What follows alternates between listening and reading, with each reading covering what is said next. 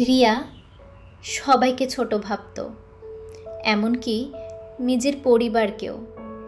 ২০ বছরের Riya, MSc chemistry ছাত্রী, মেধাবী কিন্তু ভীষণ অহংকারী।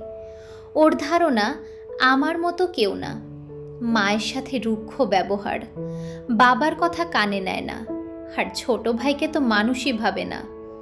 বন্ধু একটাও নেই।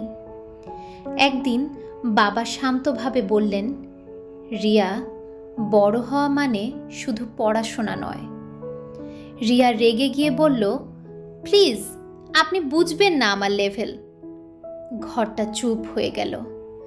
সেদিন রাতেই ভাই দরজায় এসে বলল, দিদি একটু কথা বলবি? রিয়া দরজা বন্ধ করে দিল।